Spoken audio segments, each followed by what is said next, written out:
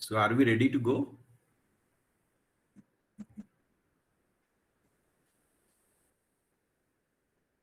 Yes, sir. Good morning, sir. Yes, sir. Good morning. Sir, Waqas, could you please begin the session with the introduction of welcoming Professor Jabir sir? Am I audible, Waqas? Yeah, you are audible, Jamshed Sahab. Go ahead. Yes, sir.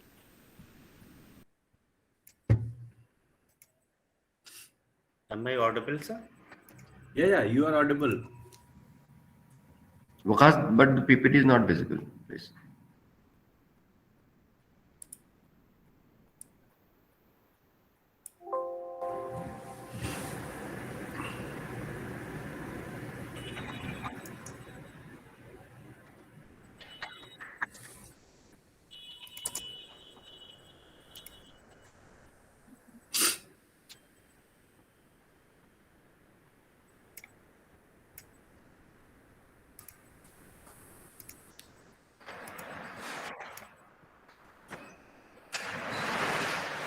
Can you see the screen? Am I able to share the screen? No, Waqas, sir. Dr. Waqas, we are unable to see your PPT. Hello? Right. Dr. Waqas, we are unable to see your PPT. Could you please share again?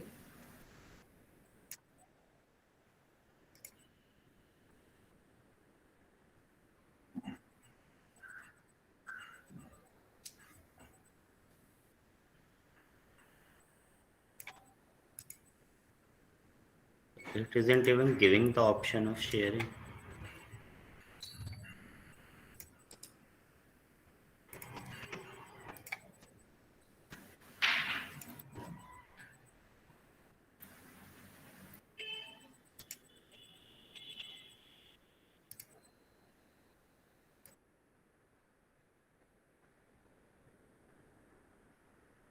Sir, sorry for inconvenience. Please wait for a Otherwise, minute. I'll introduce myself. No, sir. Please wait, sir. Right. Please wait. So good morning, everyone. My name, Dr. Jabir Ali. I did my PhD from AMU Aligarh. Not only PhD, from 10+2 to PhD. Most of my education was from Aligarh. Then I joined number of organizations, worked with them in the capacity of researcher as well as teacher. I work with GB Pan Institute in Allahabad. Then I am Lucknow, another institute in Lucknow, ICCMRT. Then I was director in Manage Hyderabad. Before joining, I am Jammu as professor in economics and business environment area. So I do teach courses and also focus on research. So you know that all the faculty members need to also go for doing some research, and that's what I thought to share my experience in the domain of doing research. In last 20 years, I have been publishing something or other every year. So I thought to share my experience. I know that this program is, I think, started I think Monday. So this is the concluding day. You might have gone through all the aspects of writing a paper or doing research. So this particular session will be more of sharing the experiences and pitching on something to. If everybody can mute themselves, that will be good. An echo will not come. So the whole idea for this particular session is to, putting everything on writing. So whatever you have learned in last, say, so many years of your experience, many times we face the problem of writing a good research paper. So maybe I'll try to share my experience, my journey, writing something every year. And hope that you'll be having some kind of takeaways from that particular experiences.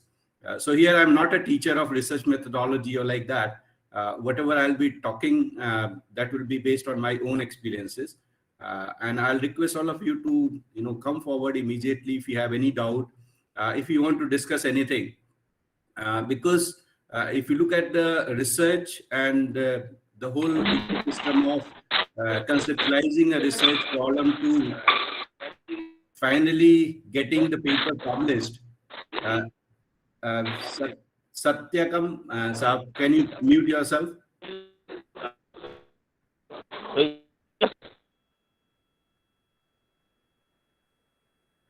So, all the researcher might be facing different problems. Somebody might be facing problem in terms of, starting writing something. Other may be facing problem in terms of doing the analysis.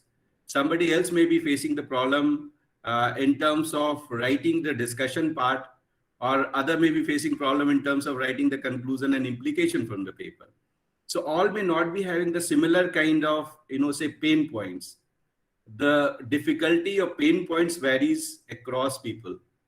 So किसी का दुख जो है start करने में होगा, किसी का दुख जो है कंक्लूजन लिखने में होगा.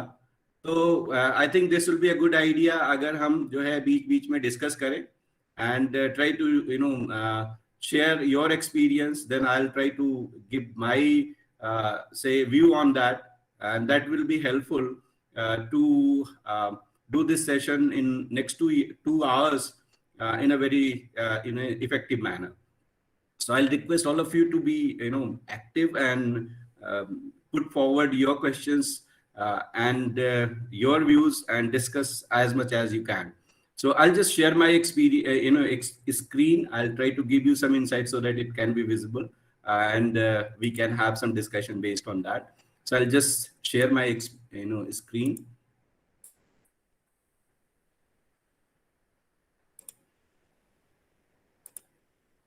So please let me know if it's visible. Yes, sir, it is. Yes, I'll do one thing. I'll have another screen so that I can see who are all there in the platform, and that will maybe making the whole thing more interactive.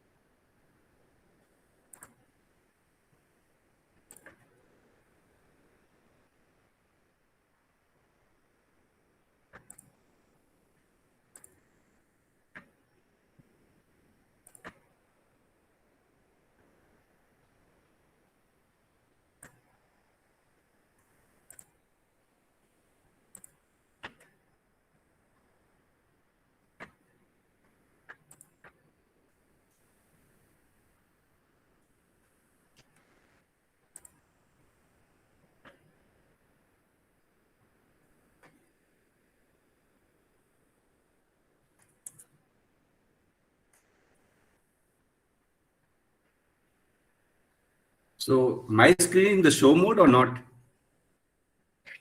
Sir, it is visible. Okay. Visible, sir. Properly visible? Yes, sir. Yes, sir. Okay, fine. So here the whole agenda is, how to go about writing a good research paper. And the first thing is, research publication is very important. So I think you might have discussed with other colleagues as well, why this is becoming so important in the domain of academics, and why we need to really publish something on continuous basis.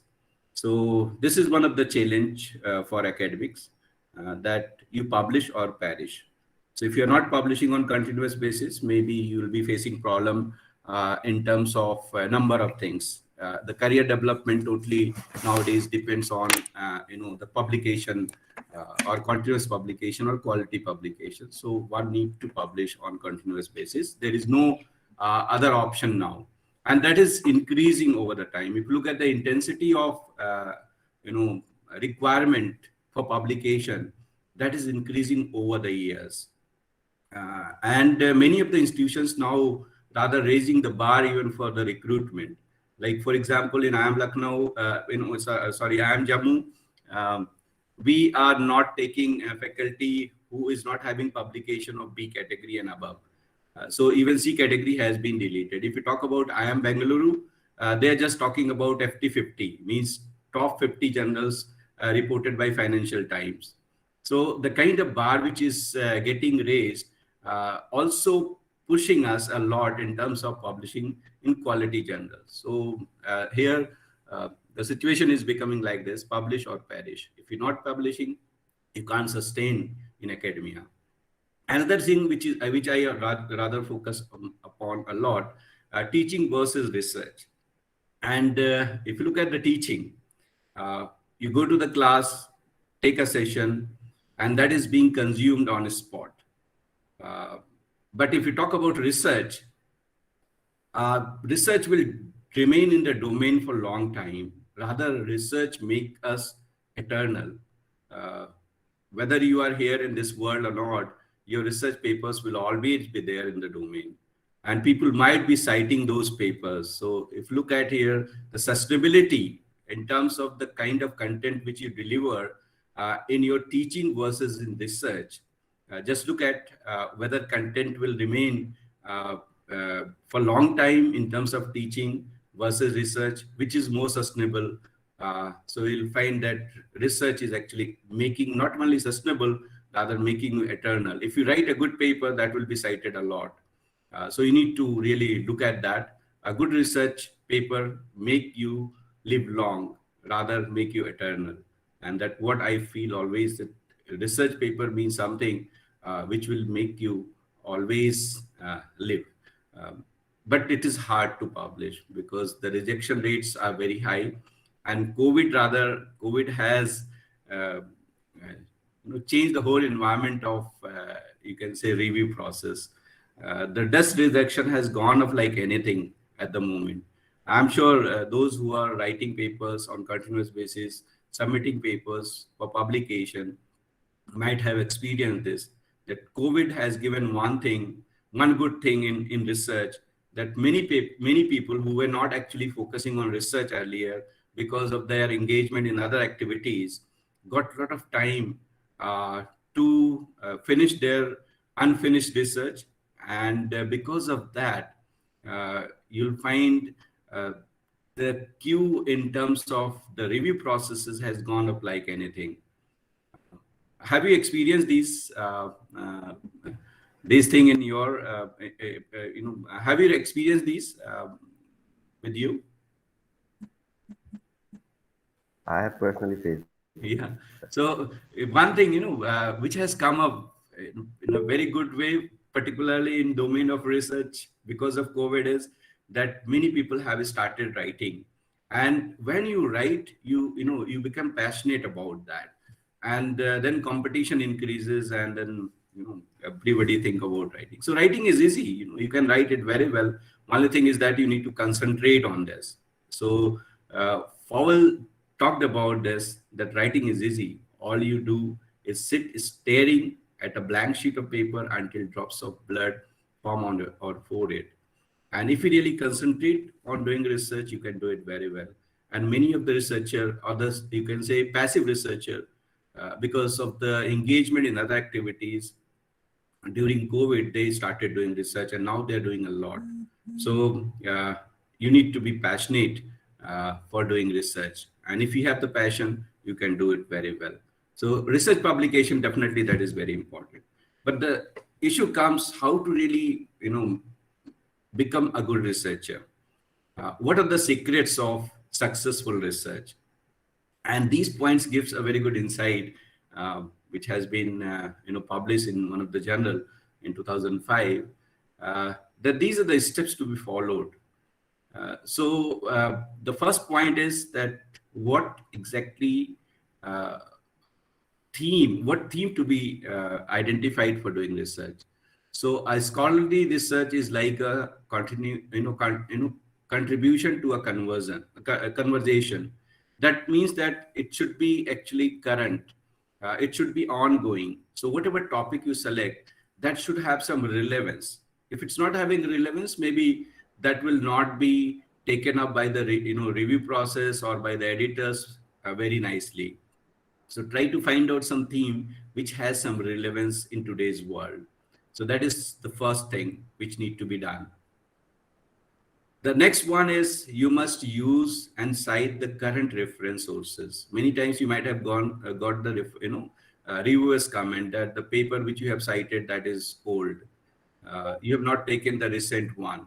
So it's always good to take the recent, papers. Sir, PPT presentation mode, sir. Just a minute. You are not so audible. Can you Sir, PPT is still in the first slide, sir.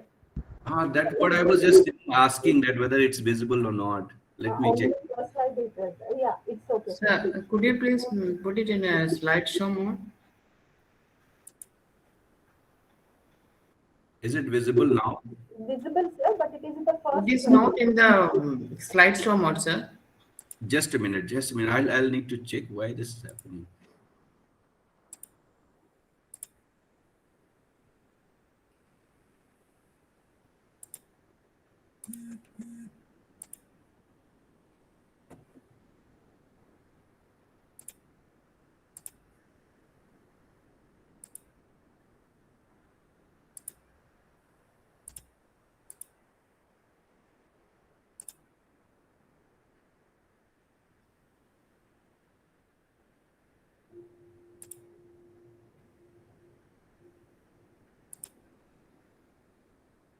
Yes, sir.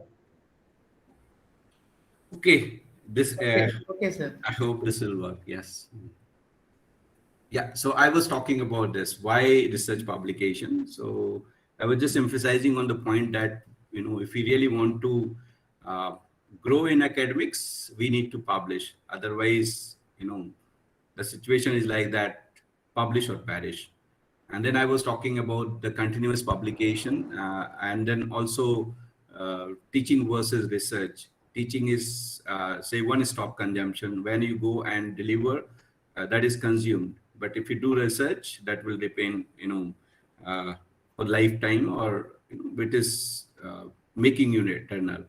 Then hard fact is that it's difficult. So that's what I was discussing. So this is the point which I was highlighting, that what are the secrets of successful research.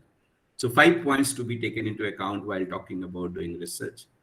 Scholarly research is like current, which is actually going on. So you select a topic which is having some relevance in today's world. In that case, it will be appreciated by the editors, by the reviewers, and you'll also be contributing in the domain which will be applied, which will become practical in nature. And you need to use the current or recent papers while citing, so that you can get the research gap, which is current one. And that is what many editors or many reviewers point out while we submit the paper, that the citations or the references which you have taken, that is very old. Also, this is important and critical to use meetings and conferences to develop opportunities. Many times when we do some research, we say that no, we should not share this with anyone because otherwise it will be copied and pasted, and our original research will be stolen. But the situation is now changed. Nobody can steal your research because the system is becoming like that. IT has, sometimes we feel that no, it is electronic, so it can be copied very well. But at the same time, now we do have different kind of softwares which checks the copy paste similarity level. So I don't think that it will be copied by anyone. Rather, when you put into the electronic domain, nobody can copy. But it's always good to use meetings and conferences, present your paper first, take some feedback from the say experts, and then revise your paper and submit to somewhere for publication. So please use this platform, these conferences and seminars to get some insight. Unfortunately, we use this particular platform just to fulfill the formalities, or maybe we want to visit different places. So accordingly, we submit the paper so that we can visit different cities. Though during COVID, we couldn't go for physical conferences. Most of the conferences have been online. But this is a good opportunity which can be utilized. Then next point is that structure your research to optimize for quality research. This is very important. Every journal follow a style, a structure, and it is critical to understand those styles and structures to write your paper good in a good way. So always try to go through some of the papers of a particular journal, see what are the patterns they follow in terms of writing the paper, and accordingly you write. Develop a publication plan for your research. This is very important that we should have a pipeline. If you really want to publish a paper on continuous basis every year, you should have something in your kitty. In that case, you need to have a pipeline, because you are not sure how much time a review process will take for a particular paper.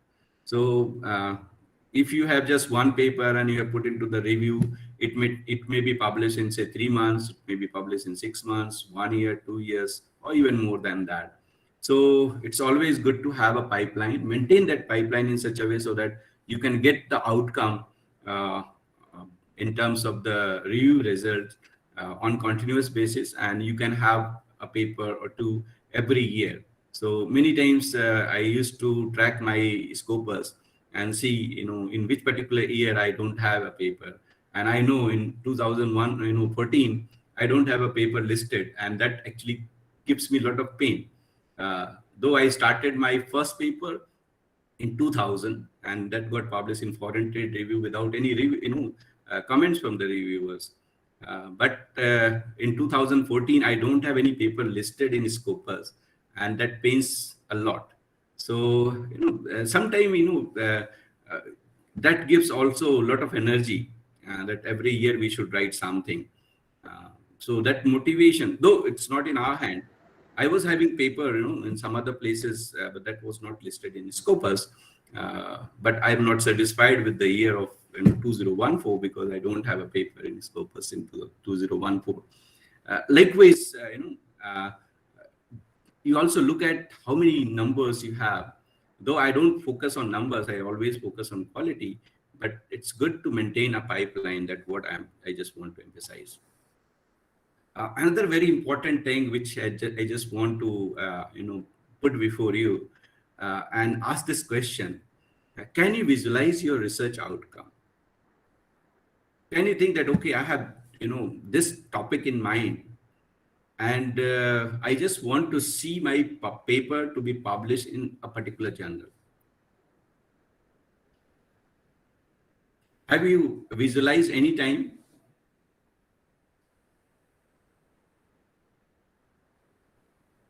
That this is my paper which I have conceptualized, and I want to see this paper to be published in one of the journals, which has been published by some leading publishers, say Elsewhere or Wiley or Emerald.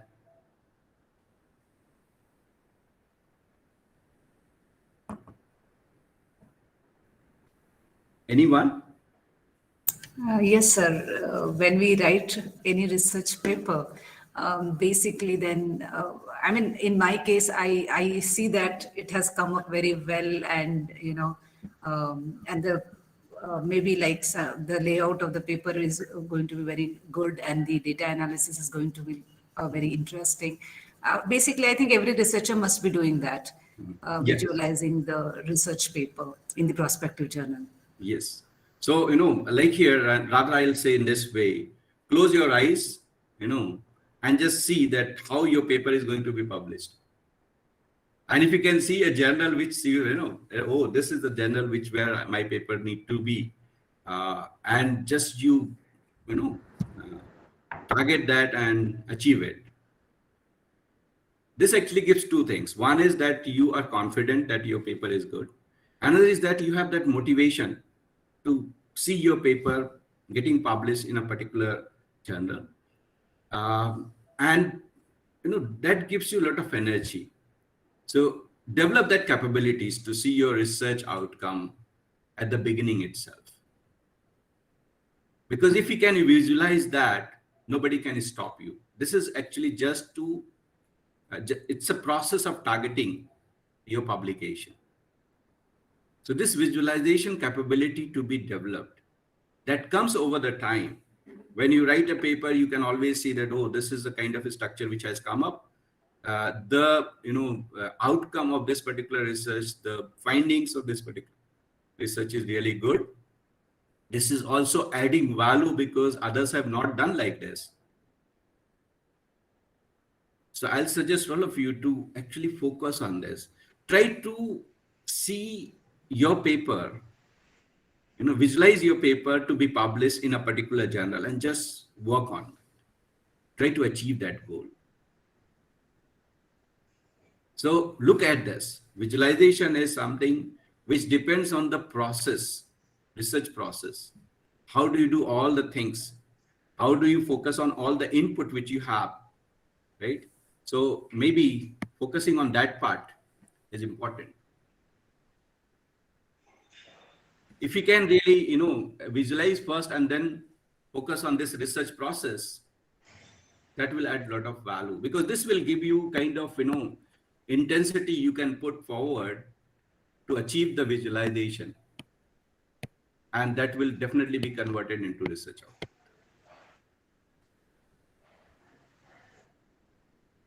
So as a researcher, if you can visualize from the beginning itself that this kind of output I want from my efforts, that will help you a lot. Right? So anybody can, can you also tell me, like anybody else can tell that, what is your view on this? Have you really thought about it? I just got one response that was really very interesting.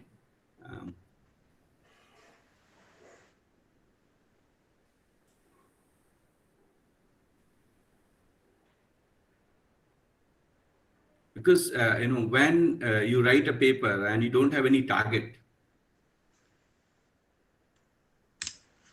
you can't achieve it. This is just like, setting the destination for your effort. So this is the destination which you need to set. And if you don't have the destination, you don't know where to go, then you'll not be able to reach the destination.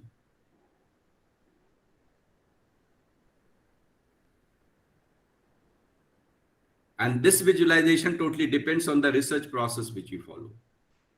1 week we have already spent, and then even more than that you have spent. You might have attended many other programs as well.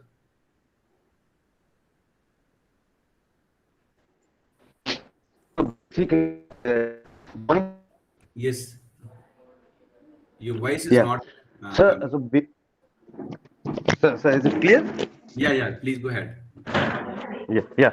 So basically, before, as we start writing a paper, before that, we have to target a particular journal so that we can prepare accordingly, and we should write in the same pattern with the pattern say that journal basically follows.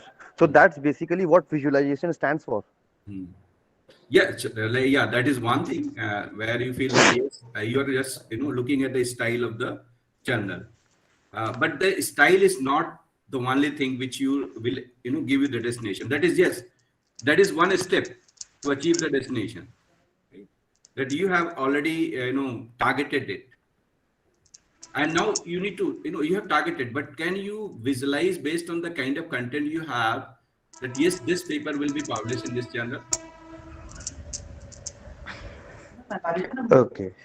Right. So I'm just talking about that yes, you have targeted it, you have something in mind, but can you really look at the, all the attributes of your paper and see, yes, this paper belongs to this.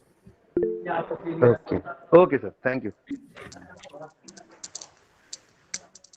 So I have some questions, and maybe I can take those, take the responses from you quickly on some of the things. So the first one is the research title. Whenever you select a research title, why you select that title? What are the genesis behind selecting a particular research theme? So what exactly you keep in mind while selecting the topic?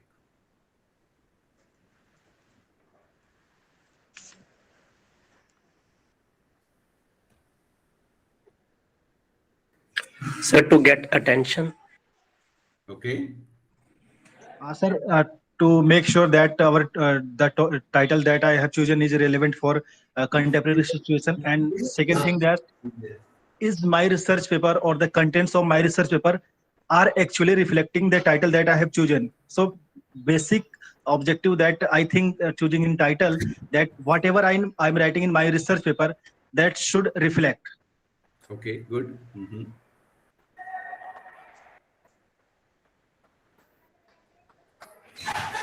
So the title should also have the keywords of the research. Right. So no, my question is that why this topic? Like suppose you selected any topic. I'm not, maybe I'll be sharing some of the themes of mine and then discuss on that. But whenever you select a research title, why you select that? What are the, say, background or genesis behind that?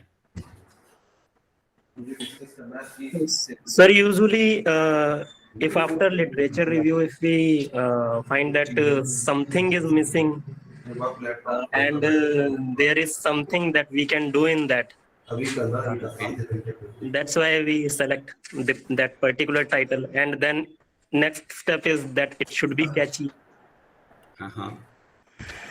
Okay, so how the research problem come to your mind, whether based on the literature review or something comes in your mind and then you do the literature review? So both way. Both way, right? Good. So normally you find, it's not that only literature review helps us. I know sometimes something comes in our mind that, oh, this is the thing which I need to do, I need to research. And then you go to the Google and then, try to adopt some other, search techniques where you can get the professional papers. Try to get some papers and then, based on that, you refine it and conceptualize your research problem, right? So while selecting a topic, as I mentioned, it should be concurrent, contemporary, it should be ongoing, it should have some relevance, maybe for academia or for, say, practice. So we try to, attach so many things into that while selecting. After selecting it, how do we put the research questions and objective? How do you identify the research gap?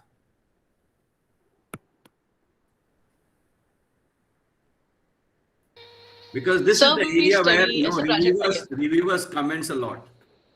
Yes, can you hear me, sir? Yeah. So Prajakta here. So how we find the research gap is we select the title, we select the direction of our studies for the research, and after that we minimum study 25 to 50 different types of research papers published in various journals. And out of those observations and conclusions, there will be a research gap which we will find. So we will make a tabulated chart of those, and then it will finalize our direction how to go ahead. Thank you, sir. Great, very good. So, it's always good to, do something new, right? Research means research, So we always try to find out something which is missing in overall, research domain. So it's always good to select few leading papers of your theme, which you have selected earlier. And then look at that, what exactly they have done and what new you can add into that.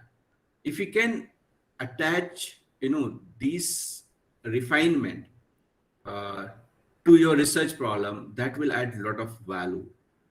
And maybe based on that, then you can set your research questions and your research objective. Another thing is also very important, which is actually attaching a theoretical basis of your proposed research. If you can attach with some theory, that will add a lot of value. Many times we don't find a theory which can prove your research. But believe me, it's not, restricting you not to go out of your domain. You can go to any domain and find out whether this particular theory can be relevant to you or not. So if you can attach some theory, that will add a lot of value. I'll come to that point. All those highlighted points I would be discussing little more. Then Sir, please speak loudly. I'm not. Speak loudly. Difficult to. So I'm not audible properly. It is fine from our side. I don't know from. Please check recheck your connectivity. Professor is very much audible for most of you. So please see. Yes, I you don't know, but don't. I'm not able to hear properly. What's the problem? This can you tell me that problem? Then maybe I'll try to fix it. Voice is low or what? The problem Yes, is yeah, sir. connectivity or Speak problem. a bit loud, sir, please. Oh, I am speaking quite loud, and that's why I'm just asking. Is the problem is about the voice coming very less, or it's a problem about the connectivity? I don't know, So but your your voice voice is is coming coming so properly, sir. less. Means, at least to me, I don't know why. Maybe the problem in my connection or Just you something. I can look don't at know your connection, what is whether the your problem. speaker. Can you check your speaker and your mic? Pardon? Can you check, the volume of your, from your side, from your system? Yes, it is full volume. Sometimes due to network problem, these things may occur. Okay. So the Okay. voice is totally audible. Might be possible you are having a network issue. Okay, maybe. I'm just looking at if I can fix a little bit. Okay, so putting theoretical basis to your research, if you can add something that will definitely add value. The next issue comes about identification of the data requirement, and some of the critical issues I'll try to discuss on that as well. How to identify the data and the nature of data, and then what kind of data to be used for analysis. Then some tools and techniques. So I'll just highlight these research issues, later on. The first point is, the selecting the key, the topic for the research, and then what should be the ingredient in that. So maybe when selecting the topic, your topic should be SMART. So this is being used, in many domain. SMART means specific, measurable, achievable, relevant, and time bound. So try to select a topic which is SMART one. That will work a lot. And the key tips for selecting the topic is, try to identify the topic where and the title which you actually set should have the ingredients which can predict the content. So while writing the topic, many times researcher, this editor also says that write a topic in such a way it should not be reflected in the keyword should be little different than the topic itself, so that it can have wider research, search. So the tips for writing the effective research title is it should have capacity to predict the content, what is there in this, should look interesting. It should also reflect the tone of your research, and you should also put the important keywords into that so that it can be searchable. So I'll also give some tips that how many words should be there in a title, and then one thing which is very critical is that you should not have a repeat word in the title. Also consider the scope of your topic. It should not be too broad. It should not be too narrow. Many times you'll find even the number of characters to be in topic is also fixed by different journals. So you need to follow those kind of patterns.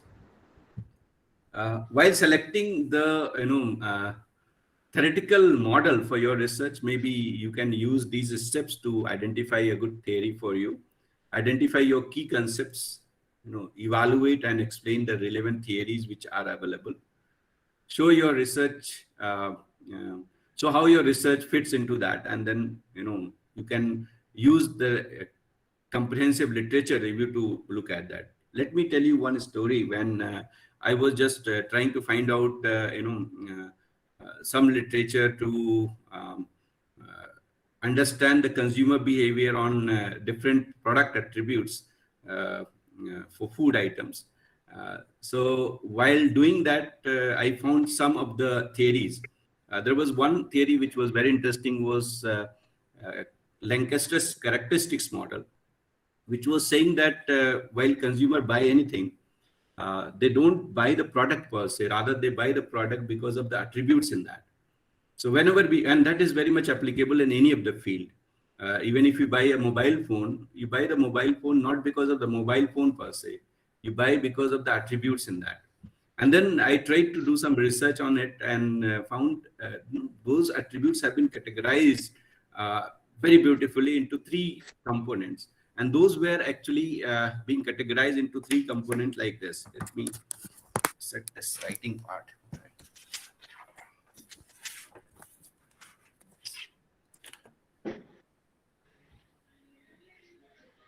So those were being, Lancaster's characteristic model. They, some of the research were actually talking about attributes to be, categorized into 3 forms: search,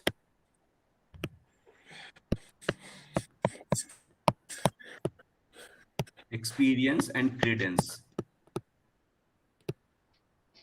So search attributes are those attributes which can be seen by the consumer and they can decide whether to buy the product or not. Experience are those which can be, say, experienced after consumption of the product. And credence were those which cannot be seen by them. It is basically the quality or any of the engineering or any of the inside attributes. Like say in case of food item, it is safety attributes or the health related attributes.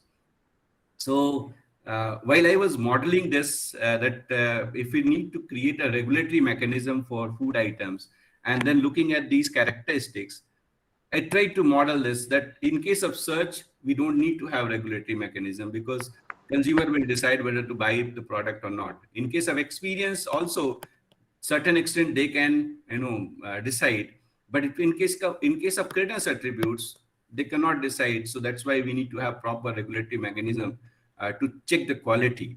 So putting a theory in your research adds a lot of value, and you'll find those theories are available in different domains. You can just identify those and include that in your research. So many times you'll find we don't attach a theory in our research, and that's why the quality of the publication goes down like anything. So if you really want to have a good quality publication, try to attach some theory with your research. Yes, all research may not be having this kind of opportunity, but I'm sure if you'll do some literature review, go into deeper into it, maybe you can get some theory and you can attach it very well. So try to look at that part. That will help you a lot. Any experience of when you were talking about your research and trying to find out some theory and you face some difficulty in getting a theory and putting the theory theoretical basis of your research?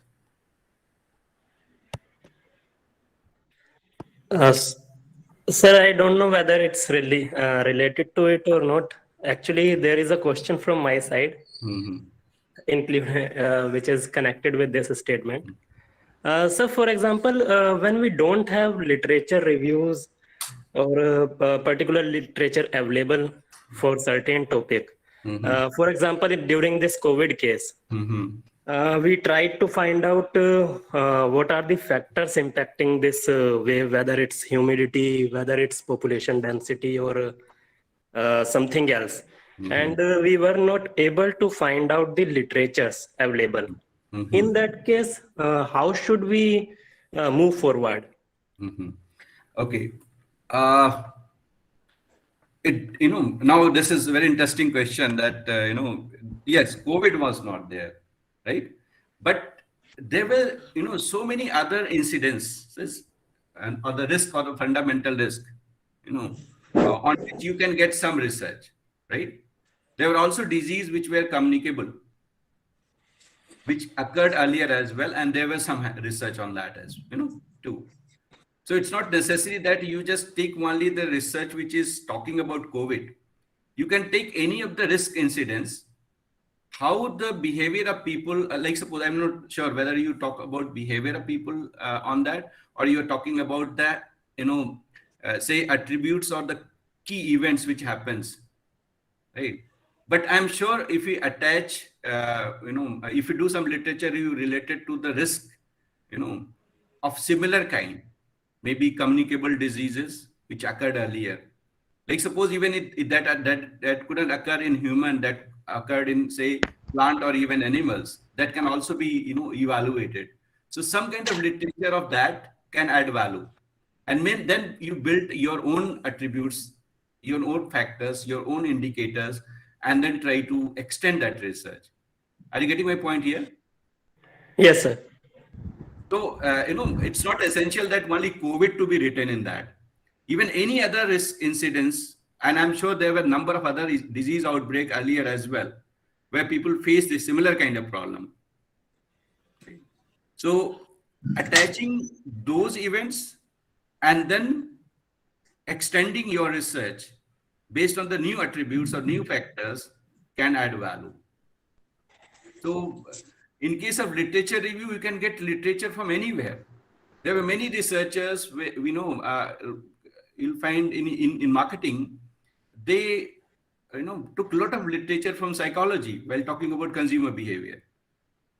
They took a lot of, say even theoretical basis from sociology, right? So it depends on you how smartly you can scan the literature and attach some of the attributes of those researchers with your research. And that can also give some kind of basis for making the theory, which is multidisciplinary theory. Okay, sir. Right? Yes. Okay, let me give you some of the themes which recent themes of mine. Like you talked about COVID. I also we tried to do something on COVID as well, and that paper got published in one of the Wiley publication journal. This was basically its impact of COVID pandemic on agriculture wholesale prices in India, and a comparative analysis across phases of lockdown, right? So there were a number of phases of lockdown, the first phase to the second to the third, right? Whether there were any difference in terms of the price change, wholesale price change for agricultural commodities in mandis, right? And then we tried to take the data, daily data of the prices of different commodities, and then try to compare this using a very basic statistical tools, right? Say comparing the mean price of different phases for different commodities. And it was being discussed a lot that because of the lockdown, the prices will go up like anything, right? This was our hypothesis, and we tested that hypothesis, and we found that it was not the case for wholesale market. Rather, prices in the wholesale market gone down, not increased, because the institutional sales gone down like anything, because most of the hotels were closed, so they were not buying the wholesale, vegetables and fruits. So trying to find out something, and which is ongoing. Another paper which got published is quality certification versus the firm performance. Is there any relevance between the performance of a firm versus the certification? And you'll find yes, there may be. Because if the firm is really very sensitive about the quality certification, or international quality certification, it means that they want to improve their performance. But you need to test those hypotheses based on the data, and then you need to conclude. The another paper was on factors affecting the consumer's willingness to pay for health and wellness food products. Another is on determinants of product innovation in food and agribusiness, small and medium enterprises. So whether innovation happening across different size of the firms, and that too product innovations. Talking about exploring the incidents of entrepreneurial intention among females in an emerging economy. Also talking about greenhouse gas, like nowadays, talking a lot about the, emission. So global disparities of greenhouse gas emission in agriculture sector. So taking some of the themes which are important, ongoing, have a lot of policy relevance, and then, doing some empirical analysis on that, and then, publishing that in some of the leading journal. Another thing which I always focus on, that publishing in different journals, published by different publishers, and targeting all those leading, publishers globally, say it's Elsewhere or Wiley or, Sage or, Springer or like that. Okay. So whenever you select a topic, just look at how the topic will add value and how those topic will be welcomed by the, editors and then by the reviewers. Nowadays situation is that editors reject immediately on the desk itself, and we need to cross that one first. And nowadays the desk rejection has gone up like anything. That's also a good thing, that rejection is being done within, say, a few weeks, and then you can again, if you get some feedback, you can incorporate that and resubmit. But otherwise, after, first stage, at the moment after first stage, I think the chances of getting through is very good, because when it is in the review process, it sustains. Maybe you'll get the, say, major review and then the minor, and then, it will be accepted. So nowadays, the even desk rejection is something which is so high, but at the same time, that is also fruitful for the researchers, because you get to know the decision very fast. What is your experience right now in terms of desk rejection?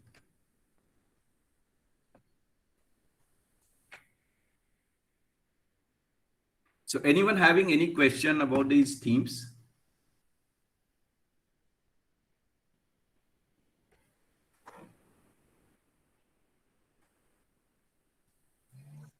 Sir, may I ask a question? Yeah, please go ahead. Sir, it is related to desk review rejection. Mhm. Sir, many a times we write a paper and we submit to a journal, and it takes a long time to get that paper reviewed.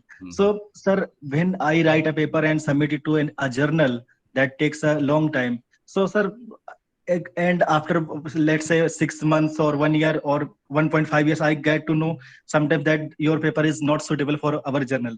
So, sir, how should we cope up with these situations? Like, I submitted that paper to the journal, and that journal says that you can't submit that paper to another journal while it is in review. So, Yes. sir, like if it does not get accepted, so my time is wasted. So how to cope up with this situation, sir? If you could please throw some It's light. very critical. And I think nowadays, editors need to be sensitive, and many editors are very sensitive about this. They do appreciate the time lag, happens because of this. As per my experience, all the leading journals, all the good journals, they don't hold the paper for a long time. They immediately give the decision. If they don't like the paper and the paper is not suitable for publication because of the difference in the, say, scope of the, say, journal versus the theme of yours, they used to give the decision very fast. But in some cases, maybe, editors are not so prompt.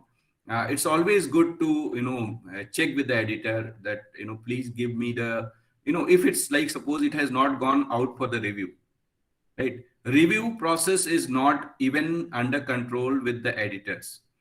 They do have a timeline, and they do have a system to withdraw if they, if the reviewer is not, giving the review.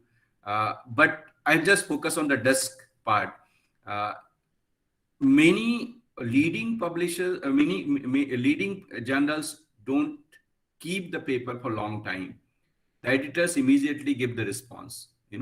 They might be taking, say, 2 weeks or say 3 weeks, like that. They will not hold more than 3 weeks. If they're holding it, still it is with the editor, you can check with the editor, because, it's better to take the decision and, get your paper back and then submit to someone else. Let me share my experience. One of the very good journal, uh, and topic was exactly related to the journal itself. Um, and that paper was with the editor. It was with the editor for about 1 month, and then it was not going out for review. So I was having the concern because I used to track my, this thing, all the papers. So it was not going for the review. So I just checked with the editor that this paper is, still with you and it's not going for review. So I'll appreciate if you can expedite the, review process. And I was expecting that he will take the decision to send that paper for the review. But instead of sending that paper for review, he rejected the paper, right? And he rejected the paper that it is not suiting the requirement.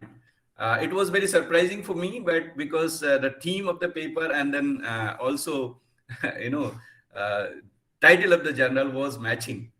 But still, I welcome that because at least I got my paper back to submit somewhere else. Another thing which I tell you that I don't submit a paper to multiple journals at one time. This is also something to be practiced. Don't be, definitely every researcher have the anxiety, but we should not really, do something which is not ethical, right?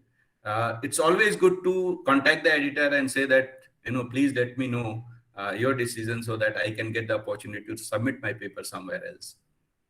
There are incidences. I do appreciate that point because it happens, but don't allow the editor to keep your paper for a long time. If it's going beyond a month, just ask the editor, please let me know so that I can get the opportunity to publish, submit this paper somewhere else. Right? Sir, may I ask Thank you, one sir. question Yes. related to plagiarism? Mhm. Yeah, please go So, ahead. sir, like I went to one conference, means it was the online conference, and my paper got published in their book. So, means I was not aware of it, and then I submitted the same paper into one journal, and it got accepted there also. So now what should I do? Will it be counted in plagiarism, or is it okay? Mhm. Means- Now here, you discuss with your conference organizers, right? Because you might have not given the copyright, you might have not signed the copyright agreement with the organizers of the conference, right? Okay, yes. So you discuss with them because this is not correct unless they get this copyright signed, they should not publish it anywhere. Uh, and yes, that is also important. I think this is a good point which she has highlighted. Always, try to discuss with the conference organizers that you don't want to publish your paper in the proceedings or in, in any of the edited volume of the, say, conference. If you're sure that you want to publish somewhere else, as I mentioned in the beginning, that what 7 secrets are there, this 5 secrets are there. Conferences are to get some insight and then, improve the quality of your paper. So many times when I submit my paper, in a conference or present my paper in a conference, I always ask them, not to include anywhere because I don't want to publish my paper in your proceeding. I just want to discuss my paper in your conference. And many of the international conferences have that provision. I faced the similar kind of situation in one of the conference. This was international conference, and my paper was, I presented that paper, and it was there in the website of the, that particular conference. I submitted that paper somewhere, and then I got this similarity level. They said that this having some kind of, high similarity, so please look at this. And then I found that that was, my paper only. The similarity was coming from there itself. I discussed with the conference organizer, and they immediately removed the link of that particular paper from the conference website, and then everything was fine. So it's always good to discuss with the conference organizer not to include your paper into the proceedings or anywhere if you're sure that you want to publish that somewhere else. Now what to do? Now what to do? Now means it is accepted somewhere else also, and they might have. You discuss with them because, otherwise it will become critical. You can't But publish the paper, two places unless you have the, rigorous editing and, change in the whole content, So like suppose your theme is different and then also you have edited this, paper and not having the similarity with your conference volume, that will work.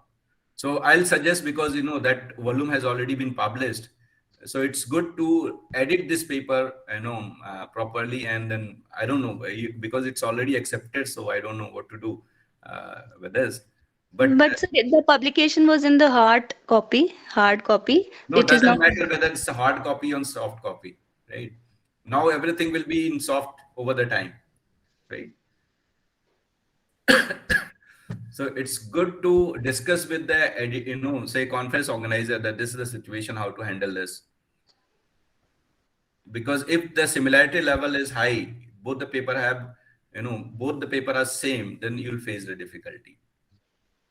Mm, what type of difficulty, sir? Difficulty is critical, right? You can't have the, same paper published two places. Right? Excuse me, sir, I have a question. Yeah. Sir, I work in Delhi University colleges, and you know that for point system, appointment of assistant professors, we need to have journals published in UGC care list now, the new list which has come up. Now, I have submitted a paper 6 months back to one of the journals in UGC care list, and they are taking time. Like the editor is saying that, it will take, there's a long queue, ma'am. It's a very good journal, but he's saying that there's a long queue, and I've been waiting for the last 6 months to get my paper reviewed. What should we do in this scenario? If you're sure that you want to publish in the same journal, you can continue with this. Otherwise, you can withdraw and you can submit in some other. I'll just give a tip. How to find a journal which can be faster and also quality journal. Just look at the number of issues they publish. Right. Those journals who are publishing say 12 issues in a year, they do have very huge, very, very fast, rigorous, review process. So even, I review many papers of different journals. They used to give very short time, like say 15 days to a month, not more than that. So normally the turn, in case of, say, journals which are, say, monthly basis or, are faster. There are journals which are quarterly, they take a lot of time. There are journals who just go for buy, so 2 issues only in a year, they take a lot of time. So those journals who are publishing say 6 issues, they are also faster. So always try to find out the avenue which is having more number of issues per year. Normally their processes are faster as compared to the others. But if they are taking a lot of time, it's just UGC care list, which is not very, high standard. It's better you take the paper back and then submit somewhere else. 6 months is very huge, time for the process. Maybe publication takes some time, but completing the review process and giving the acceptance. Nowadays, all the journals are also competing. They used to give the number of days they take for different processes, and they disclose everything. That how many days they will take for the first review, for this, for the desk review, and then how many days they will take for the final review, right? So after getting one review, then other things becomes, depends on you as well. Because like suppose there's a major, revision, they will give some time. If you submit faster, they will again put into the review process. So, normally 1 year of time, it's a lead time, should be sufficient for publishing a paper. Okay, just discuss with the editor that because putting a paper and suppose that is based on some data and which may become obsolete. It's good to discuss with the editor and go ahead with something else. Any other question on this?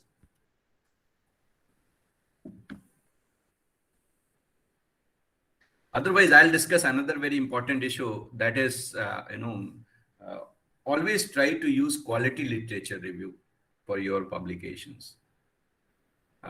Because what I feel that if you are using, say, some of the references or citing some of the papers which are not of good quality, there are two kind of risk. One is that you are encouraging the substandard research, because normally the research quality is being determined based on the citations. So it's always good to only use the papers which has been published in leading journals. Low quality papers, if you're citing, it means that your paper quality will also go down. At the same time, you are also encouraging the researcher who published in a low quality journal. So what I feel is garbage in and garbage out. So if you use input which is substandard, your output will also be substandard. And many of the journals nowadays, you might have seen that they immediately generate the reference list, and they just attach those references and their linkages. So they actually try to identify the quality of the reference which you have used in your paper. Have you experienced this? All the papers which you submit in elsewhere, they immediately also evaluate the reference list.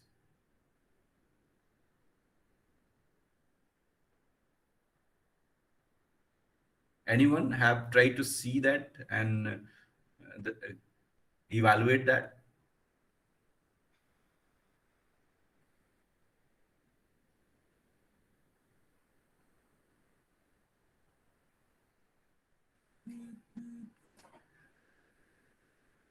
So whenever you go for a literature review, please try to use the literature which is of good quality, published in very good journals.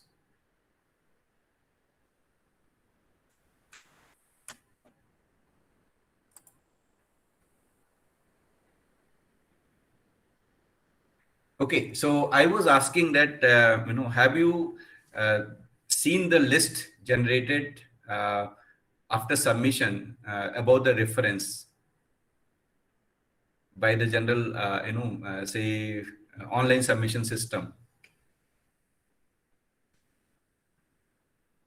So like all the journals, of elsewhere, when you submit, they also generate the reference list. They just cross-check the reference list and then generate, another sheet which talks about whether there's a linkage or, they go for verification of the, citations or verification of the reference list. And then immediately they attach that reference which you have used in your paper with the database and see that, yes, these are the papers have been published and already there in different domains. So they cross-check. So they have a verification system that's online verification system that is being run by AI, and immediately after submission they will cross-check the whole list of your reference. So I was just asking, have you really seen that process after submission? No, sir, not yet. Yes, sir. Sir, I saw that process once. That when I submitted my paper to Emerald, they were cross-checking the references, and in second instance, I published in a journal that asked me to cite their papers that they were publishing. So I felt some like it was like that they were promoting their journal. Okay, so this is a very interesting thing. Sometimes we also feel that whenever you submit a paper, to a particular journal, you also try to, to ensure that your paper matches with their, objective.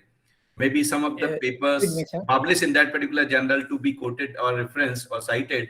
So that will ensure that, yes, this similar kind of paper has been published, right? That is one thing. Another is like, some of the reviewers, definitely the review will go to those who have published similar kind of papers or have done research in a similar kind of domain.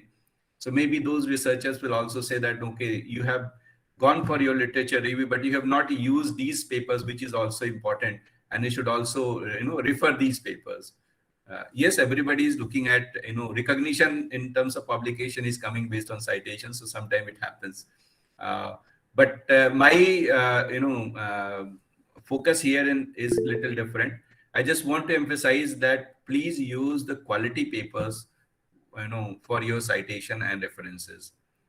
And don't go for subgraded papers or the not good quality papers, because when say subgraded paper is also being referred in your journal, in your publication, they get the citation, and based on that they get the recognition, and that is basically a kind of encouragement to subgraded research. Sir, uh, good morning, sir. Sir, I am having a query. Like whenever we are citing a paper, like as you know that there are two type of, like take example of elsewhere. I am citing certain paper of elsewhere. There are two category of papers are also there, like subscription based and open access. So from your point of view, like if as you know that like the subscription based database is not easily available to each and every researcher. So in that case, if I cite some paper from open access database, so in that case, that is having the equal weightage, or the subscription based database journals, they are having the weightage. Okay, so if we talk about a publisher like elsewhere, the quality of the paper journal is determined based on the citations and then impact factor, right? Or the listing or indexing in the databases. Let me make it very clear here is that these journals, open access journals are not low grade journals, right? Many leading journals you'll find they open access, basically talking about that you pay so that your paper is available to everyone, and citation for this will be definitely high, right? So all these publishers really focus a lot, to maintain the quality. But yes, because researcher has not paid for publishing the paper, so biasness will not be there. There can be some biasness in some of the publishers, in open access. I'm not sure about it. But impact factor, if you look at, and the indexing, after looking at the indexing for open access as well, you can be sure that this quality is being checked, and that is not low graded anyway. Sir, another thing, like I want to clarify from you, like whenever we are publishing certain paper, as you know that like in India, basically like we are looking for UGC care or Scopus, but some of the like journals, those are like under the publication house of Elsewhere or Emerald or Trailer Fences. All the paper, all the you can tell that journals, they are not listed under your Scopus, but some of the university, they are telling that the publisher name itself, it is okay. So in that case, what is your suggestion? No, I don't think that they will be saying that publisher name is okay. Definitely the indexing is important, right? Thank you, sir. Right, indexing is important. So like, if we talk about IIM Jammu, we are looking at ABDC. Sir, please name some quality journals which are having the fast publications in the field of agricultural economics. Agriculture economics, you have all those journals, no? American Journal of Agriculture Economics, Agriculture Economics itself, Sir, I'm asking for the fast publication. And quality too, both. Sorry, can you repeat again? Sir, I'm asking that please name some journals which are having the fast publication and which are also the quality journals in the field of agricultural economics. Fast publication, I couldn't get you. Means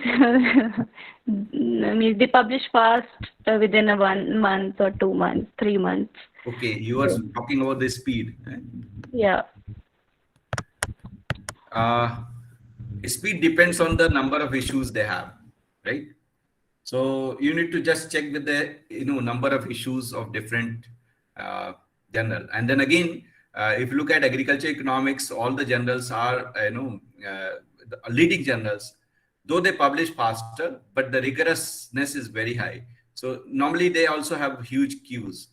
So I don't know that they cannot it takes as I mentioned, 1 year is you need to keep in mind. You can't get publication before that. 1 year you have to keep in mind to go through the review process. Yes. Sir, I have a doubt.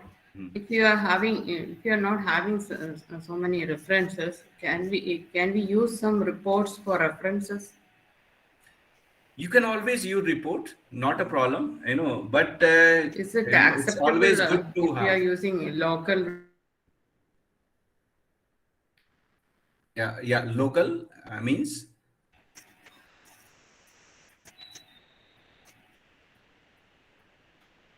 it's always good to use the reference from the journals. Quality papers or the good journals look at the reference list a lot. They do review that the kind of paper which you have cited. Uh, yes, you can also use some of the reports, and there are different kind of formatting, in the reference list itself, that what is style to be followed for a book, for a say a working paper, for a report, for a thesis. Uh, so it's not that there is no restriction that you should not refer these sources. You can refer very well, but I would always encourage you to refer the uh, publications of good journals in your reference list. Cite that. That will definitely be welcomed a lot by the reviewers as well as by the editors. So my emphasis here is look at the reference which you are using and look at the quality of it. Maybe you can use Mendeley to maintain your referencing. That will help you to prepare the catalog better.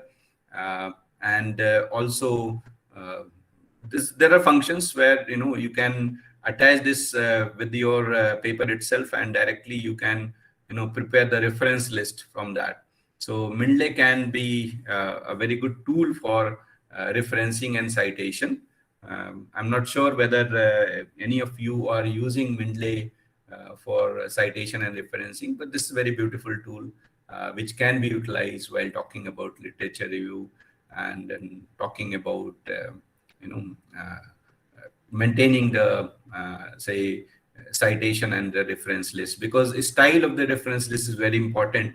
And many a times you'll find that even a dot and a comma need to be checked properly while talking about a particular style of referencing. So these three things to be remembered: how to write a literature review, so how to extract the required content and put that into your paper. So how to write this thing. So extract as per the requirement of your research and write in your words. And also please avoid the plagiarism here, because this is something which is very, very critical. While writing, or taking some insight from other paper, you need to be very clear that, how to start, how to, take the content from the previous researches. There are two ways to, take the content. One is where you write the name of the author first, citation, you start with the citation and then write something, or you put the name of the authors at the end of the sentence. So how do you look at these two approaches? The first one is that where you write the name of the say author, like say if I say this Ali et al. And 2021, then how do you approach it? Or when you put Ali et al. At the end,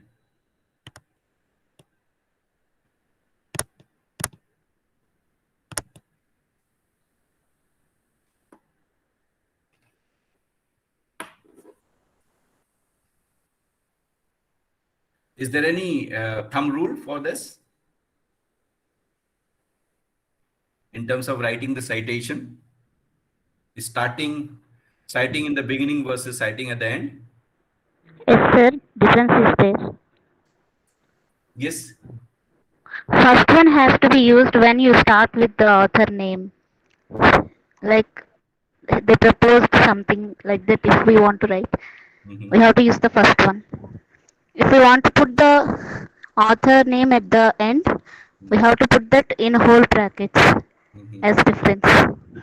Okay. But no, I hear my concern is more about taking the content from a paper, because normally when we refer a paper, we try to, take the, say some of the idea from that particular paper and write that idea, bring that idea to our paper, right? And this is where, you'll get the similarity. So whenever you extract the content from a particular paper, and write as such, you'll have a lot of similarity. So normally what happens when you take more idea from a particular author and try to put that in your paper and put that in your paper, you cite in the beginning, right? Yeah, anyone want to say something?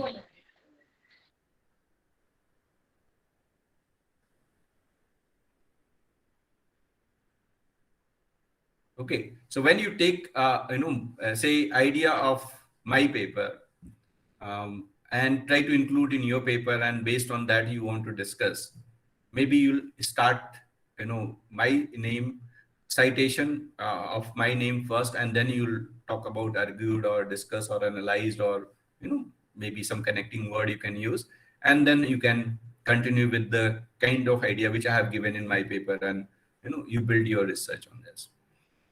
Or maybe, multiple authors have talked about something, and then you want to quote that, and in that particular case, maybe you'll be citing at the end, So these are the way through which we cite. And then reference list, you can always look at the, general's requirement. There may be multiple, say there are multiple styles which are available, and different kind of publishers follow different styles. So you need to check with the style which they follow, and based on that, the reference to be prepared. And it's very critical that you prepare the reference strictly as per the style suggested by the publisher.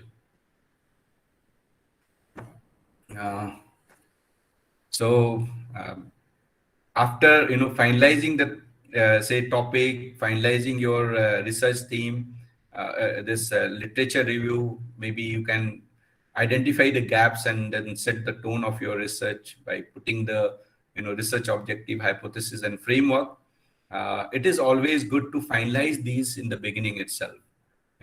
So finalize these issues before you move further in your research, because this gives the base of your research, and based on that, then you can move forward. While talking about the data, you need to look at the sources of data which you want to, the nature of the data, and how to do the analysis. I'm not going on that. Rather, I'll focus much on, how to structure the paper better. Steps for selecting the appropriate statistical tools. This is interesting. The first is to assess the type of data required for your research. Type of data I mean here is, whether, you are taking a secondary data or a primary data. Assess the nature of data required, whether it's a discrete or continuous, and then select the statistical methods which you want to apply. So whether you want to just use the sample technique of comparing the mean, or you want to use, some other techniques like, say, looking at the causal relationship. So going for techniques like regression model or so. So while selecting a technique, you need to be clear that what is the nature of data. Like suppose, say, mean, you want to calculate the difference in mean. Now, normally for calculating difference in mean, we have number of tests. We have t-test, we have ANOVA. But where to use the t-test, where to use the ANOVA, that depends on the nature of data and then type of data, right? So what we do normally, how do we select the t-test versus the ANOVA? I'm sure you might be knowing it. Sir, in t-test, we compare means between two groups of respondents when we take two groups. Whereas for ANOVA, whenever we want to compare means for more than two groups, then we use it. Yeah. And while talking about the regression model, what are the key indicators through which we select the regression model? So I think we look at the R square first, and once it is satisfactory, then we move forward to look at the individual, p values of independent variables and the beta, basically standardized coefficients. I am just here, trying to look at the type of regression model. Which type to select for different set of data? Sir, the objective of our research first. Okay. No, objective is to look at the causal relationship, right? To look at the determinants of something. So for looking at the determinants, then you try to find out the causal relationship, right? But whether to apply the logistics or apply, say linear.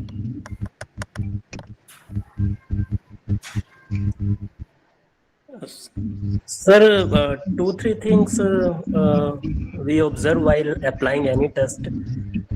First, how many groups are there? Whether it's groups are there or not, independent, dependent. Second thing is measurement scale that has been used. For example, in case of nominal ordinal, we will apply different test, while for ratio we will apply different test. That's my understanding, sir. And sample size, of course. Right. So this nature of data actually tells you that what regression model to be used. And apart from that, the nature of data of the dependent variable tells us which particular regression model to be used. Right. So when we decide which particular regression model to be used, we look at the dependent variable first, which is what is the determinant variable and what is the nature of that determinant variable. Whether this is a continuous or it is discrete or it is, say ordinal. Right? Then how many options are there? So like suppose this is binary. Right? We can use the binary logistics. If it's continuous, then you can't use the logistics. Right? So maybe you need to go for OLS. So this nature of dependent variable is very, very important to understand which particular type of regression model to be used. I'm sure you know about it. Whenever you go for any kind of regression model, just look at the dependent variable and then see what is the nature of that dependent variable. Whether this is a continuous one or it is a discrete one. And then based on that, you select which regression model to be used. Anyone having any query on this, any doubt on this?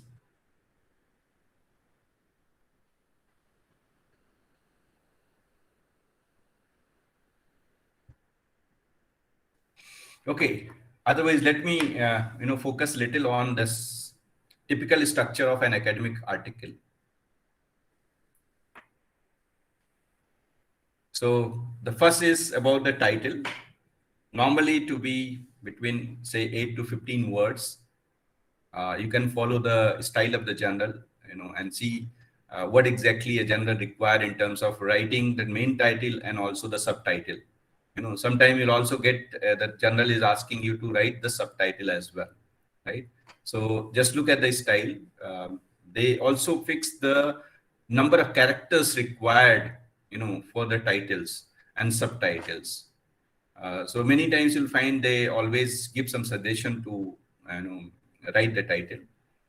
It should definitely be attractive to the readers so that they get attracted about it, and it should be short, specific, based on the restricted length of the targeted journal.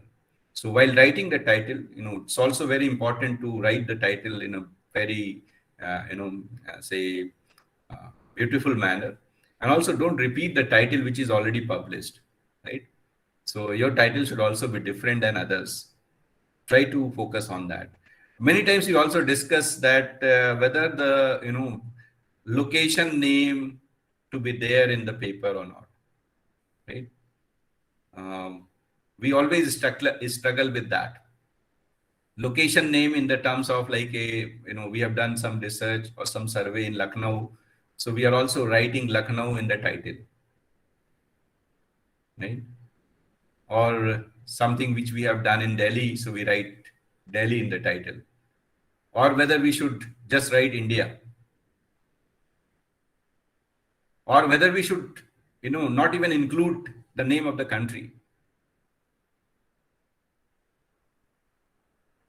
Now, it totally depends on you, whether you want to focus on international audience or a national audience. If you're targeting national audience for your journal, you can write the city name as well, not a problem.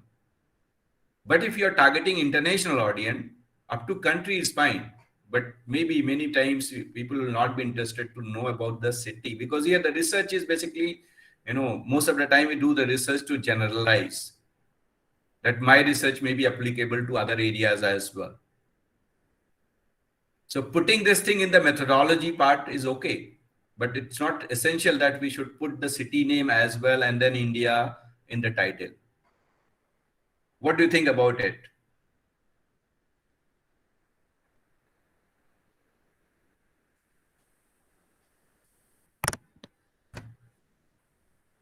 Should we write city or not? Sir, I think mentioning the name of city or region will add something. For example, if someone is going to review my paper and he is interested to find out research gap. For example, I have conducted research in Delhi region, or my research is focused on hospital sector. And the other person is interested in conducting research in hospitality sector. Or in somewhere else. For example, he is sitting in Afghanistan or somewhere else. So he can quote my research paper that this research has been done in India, and there is a research gap that such kind of research hasn't been done in Afghanistan. So I'm doing this research. That's the benefit if I mention the region or... Yeah, I am saying that, yes, you need to mention that, but whether that should be part of the title. Sir, according to me, we can mention the name of the country in the title, but adding the city's name would not be beneficial. You can obviously, add it in your paper that this research has been conducted in so-and-so region, but mentioning the name of the city in the title, I don't think so. It's feasible. I don't know. Yeah. Just look at the audience. Like suppose you are targeting the audience of India only, and then writing the city name, maybe it will work fine. It's okay. But if you are targeting an audience of international, international audience, then in that case, maybe country can be fine. And then you can put that in the methodology. Why I'm putting this? Because, the words and the characters, number of characters, in the title itself is, we have limited scope, because general, many times you'll also find that journals are asking you to reduce the content or reduce the words, number of words in the total article itself, because they don't have that much of space, right? So space does matter. So whether we should write or not, whether we should include city name in the paper which you targeting, or trying to put that in international journal, maybe you can look at that. If it's not essential to put the city name, you can just write the country name. Many times even people are looking at not writing the country name, they're saying emerging market or emerging economy. And then in between you are writing, say country name in the methodology part itself. So when we talk about the title, definitely we need to have a smart title, and we should put in such a way so that it attracts the audience or the readers, right? Then while talking about abstract, limits are already there in most of the journals. What to be highlighted while talking about the abstract is aim and purpose of your study, the methodology used, the key findings and implication. So this should be the exactly, you can say the structure of your abstract. There can also be, structured abstract, like in case of Emerald, they already have given subtitles to be written, and they also given the restriction of the words, limit of the words for each subtitles.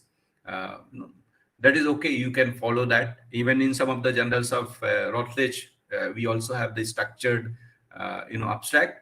But the whole idea of writing the abstract is that you should not write something which is not part of your paper or part of your analysis. Generic words or generic sentences to not to be given in your paper.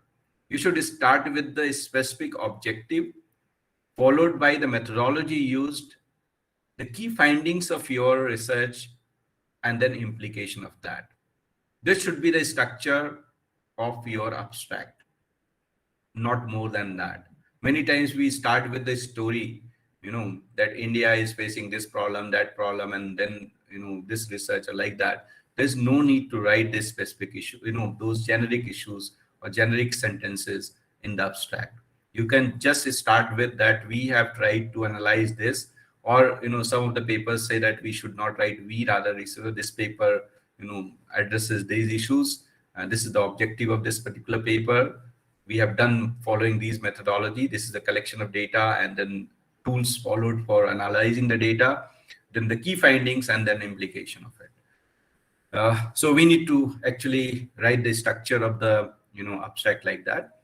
Keywords, based on the journal, again 5 to 8, whatever numbers have been fixed. Many journals will find this, they have given 6 as the numbers, maximum number of keywords to be given 6. There are also journals who have given the their own keywords, and you need to select from the drop box. So you need to just go through that. Normally they follow some kind of say listings like JL and all like that. So it's good to write the central concept and terms that arouse the interest of the readers, and providing it provided the link to your article. So a smart point will be that don't repeat the title words in your keywords, right? Like suppose something written in the title, maybe you can avoid that in the keywords. Why I'm saying that? Because if somebody searches your research, you'll have better chance to get searched, if you have multiple keywords. Digital marketing, if you look at somebody might be having expertise in digital marketing, the whole idea of digital marketing is about keywords. If you have maximum number of keywords, you'll have better chance to get immediately on the top in the Google search, because you have given multiple keywords. So here also, because title is already having those words, there's no point repeating those in the keywords as well. So if you can have a better keywords, additional keywords, that will add value, because then your paper will be searched immediately in the Google or any search engine, right? So the whole idea of the title is to get searched, and that will improve if you have additional keywords, which is not mentioned in the title itself, right? So it's always good to add, keywords which is different than the, say, title of the paper. Do you have any other view in terms of the setting keywords or identifying keywords for your paper?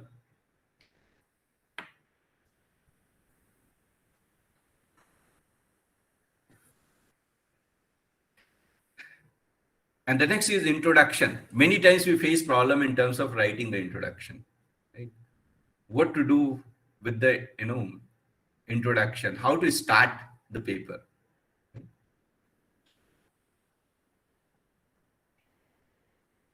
So what approach do you follow?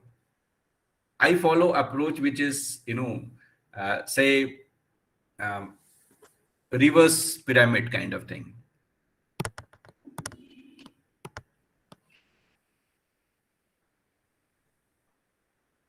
So normally I follow this way to write the introduction. Start with the larger issues, narrow down, and come to the point of my agenda. Right? So maybe a good way to write introduction is to start a broader view of the, say idea which you have, talking about the international, national, regional, and then talking about the, a broad issue to the narrow issue. So it's good to, follow, a pattern like that. Literature review, I have already highlighted number of points while talking about the literature review, So normally this is a typical, say structure of a research paper. We start with introduction, then we write the literature review or conceptual framework. It's always good to, look at, develop some conceptual framework for your research. Create some diagram, and present your research framework in that. So that will help you a lot. So while talking about literature review, maybe assess the existing literature which are there. Try to always have the recent literature in your literature review. Try to identify the gaps to be filled by your research. Many journals, try to highlight on this point. You need to prove that your research is contributing in the knowledge base. Give some theoretical basis to this. Attaching theoretical basis will add a lot of value. And then also examine the relevance of your methodology, why you want to do this. Maybe you can justify the methodology as well. Then you can go for, setting your research objective, hypothesis, research question. Many times we, it is being asked whether we should have research hypothesis in all the questions, all the research papers. That is not necessary. But yes, research questions to be there. What exactly you want to do in your research, that to be highlighted and that to be included. Then talking about data and the research methods, you highlight those points, make it very clear that what method you are following, elaborate the technique, give, write this in such a way that the reader can understand the whole process of your methodology. Many times we don't write, each and everything, in a detail. And we presume that because we have done it, so we know that how we have collected the data, how we have approached to the respondent, how we have avoided the biases in the research processes. We know that part, but reader may not be knowing it. We need to write those so that reader can know, reviewer can know. So that need to be highlighted in your research, say data and research methods. So it should have been lot of clarity to be there. Then results and discussions. Many times you'll find comments on this, that results and discussions to be separate. So you have an additional challenge. Some of the journals say that no, research, results and discussion can go hand to hand. Now these two approaches are there to write your results and discussion part. In case of results, you can always present your data, whatever analysis you have done. Try to interpret those. Don't repeat the same thing which is there in the table. Rather, try to add something in that. In case of discussion, here is that you need to also collaborate with other research which has been done earlier. So maybe aligning your research finding with the earlier researches to be part of the discussion. So a smart way can be where you can write both the things together. But if a particular journal says that no, we want these to be separate, then accordingly you need to adjust your writing. In that particular case, maybe you write the results and interpretations in the first section, and then you build a discussion based on the results and corroborate, say align that with the other researchers, which has been done, taking some citations from previous researches and then talking about the discussion part. So that what need to be done. Then we can come to the conclusion and implications of the research. Conclusion is the brief of all the findings and the discussion, and the implication is that how this research is going to add value to others. It can be applicable for different stakeholders. Some of the journals also ask a separate section to be written for the academia and also for the practice. So if that is the case, or for the society, so if that is the case, maybe you need to segregate. Otherwise you can write all these three sections in your implications in one go. You can also write your limitations within this, and you can also change this heading: conclusion, implications and limitations of the research. Now here the whole challenge which is coming, the reference style that to be followed. The whole challenge is like here, how do you maintain energy at all the levels of your research? Now you have different stages in research writing process. How do you maintain the energy across this? That is the most challenging part. As a researcher, I can appreciate this point. Maybe I can be very aggressive, very energetic while talking about abstract and introduction, right? And then doing literature review so that I can get some new idea, right? Then doing the analysis, yes, I'll be having energy, right? Writing the results and discussion, maybe little less energy. And then finally, when reached up to the say conclusion and implications, we lost everything. And the interesting part is that when somebody read the paper, they start here. They just want to look at the conclusion and implications of your research to judge whether this paper is relevant, worth taking, adding value or not.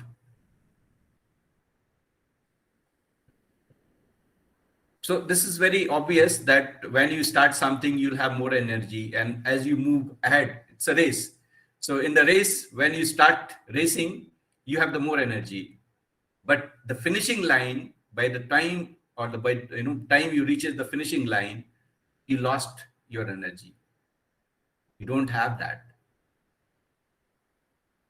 But what is important is the finishing line.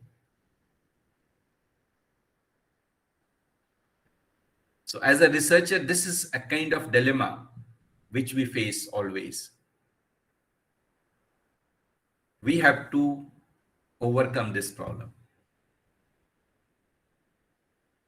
So you can very much understand the structure of the paper, analysis part of it, discussion part and all, but how to maintain the consistency, how to maintain the energy across, or how to reach out to the finishing line in a very professional and proper manner, that what need to be focused upon, right? So maybe here, by the time we reach on the results and discussion and conclusion and implication, here our energy level goes down over the time. So we need a boost here so that we can convert our paper, for good journals.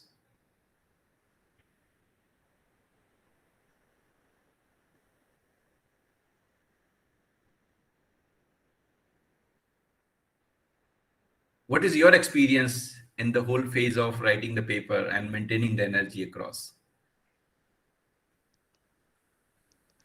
Sir, am I audible, sir? Yes, yes. Yeah. Sir, I have one question, sir, regarding sir, I have written a paper about TQM implementation, and the analysis I took was digraph approach. and we don't need too many respondents for digraph approach. We just need expert opinion and the experts in that particular field. Mine was in airline industry. So when I submitted the paper, many of the reviewers said that the sample size is very small. But I don't know how come they don't understand that in case of digraph approach, I have mentioned a whole paragraph citing the previous studies where digraph approach was employed, and the number of respondents that were used. But still they say that the number of respondents is very low. So how come the journals send the paper to such reviewers who don't have the understanding about that particular approach of analysis? Look, that is very disheartening for me, because I have tried it so many times, and either of the two reviewer, one reviewer accepts it, he says everything is good and fine, and the other one says that the sample size is too small. So is luck also involved when we go for paper publication? Means Okay, that's good. Very good question. I think this dilemma, we always face this dilemma, because when we talk about qualitative research, normally that is based on the rigorous discussion, in-depth discussion with few of the experts only. When we talk about quantitative research, then we try to look at the sample size, and because a lot of tests are applied. What I'll suggest here is that you just revisit your paper again, try to emphasize little more on the methodology part, right? Just look at, is there anything through which you can just convince in the methodology itself that your methodology is a naive methodology, which is improved version of it. You give the justification of using that methodology a little more, right? And then after that, the result and discussion part, whatever interview you have taken, try to support this with the literature which is available, right? It doesn't matter whether you take from some other industry. It's not essential that you take only airline industry. You can take any other manufacturing industry or the service industry or operations based industry, right? Which is totally driven by the operations. I perceive that you are talking about a paper which is operation based. Yes, sir. So it's TQM implementation. Yeah. Total So quality management. just look at those operation based even papers, and try to strengthen your result and discussion part based on that. I really feel that people should not look at the sample size while talking about a qualitative research. Now you need to communicate that this research is a qualitative one, and then justify that based on the other researches, though you have already written some paragraph. Yes, sir. Yes, sir. Sir, I have cited at least 5 to 6 studies which have been published in the same journal. Matlab, this is the dilemma, that those papers have been published in the same journals, and still so it's very awkward thing that they are not considering I'm citing from the very same journal, because people say that you should write and read the journal before submitting to a particular journal, its format and what type of formatting and everything, how now here another thing which you can do, like suppose you have already cited some of the papers and which has used similar methodology. Try to prove that whatever you have done, that is the extension of that. Okay. Right?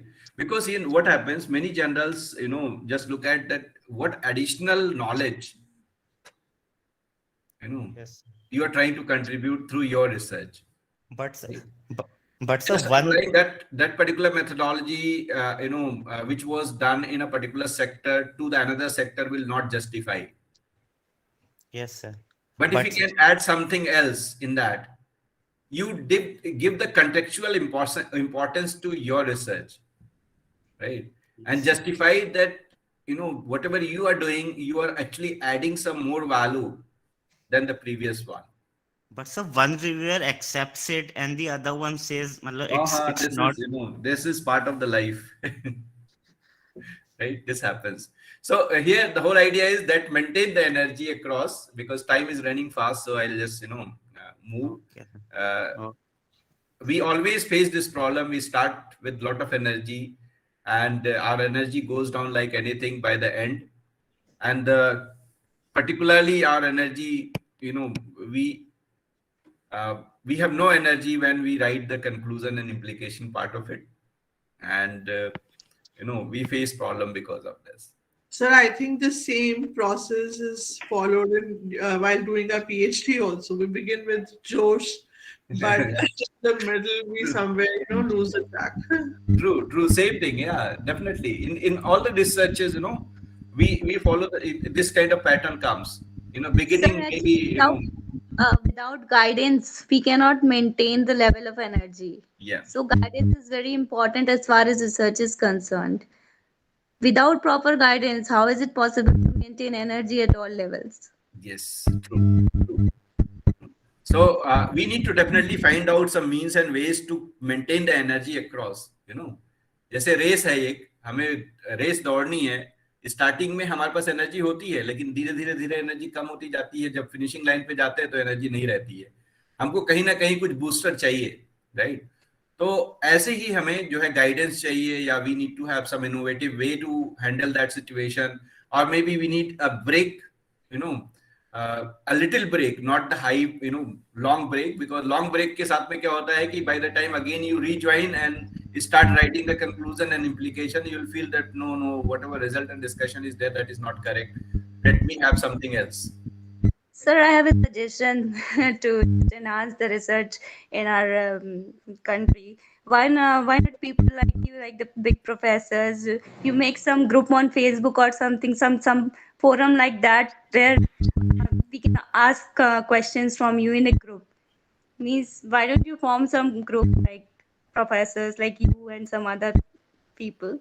They form some group, and then I think this is very interesting, and we should really go about this, and hope that national education policy, yeah. The buddy scholars or the people who are very much new, those who lack guidance, and because of that, the lack of guidance, they are not able to maintain their energy throughout the paper. So why means I mean just I want to give this suggestion so that our research can be enhanced. I think definitely, and in today's world, when we have technology, we have these kind of platforms, we can always do all these things, right? So it's a good suggestion. I think we should do it, and there are a lot of researchers who really want to guide, right? Who want to support budding researchers.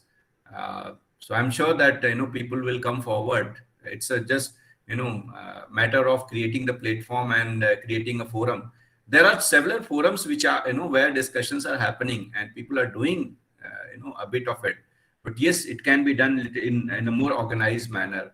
And I hope that national education policy, talking about having the research foundation at the national level, and then also having research foundation across different layers, still the whole structure is being discussed and designed, because we do want to have a lot of research in this.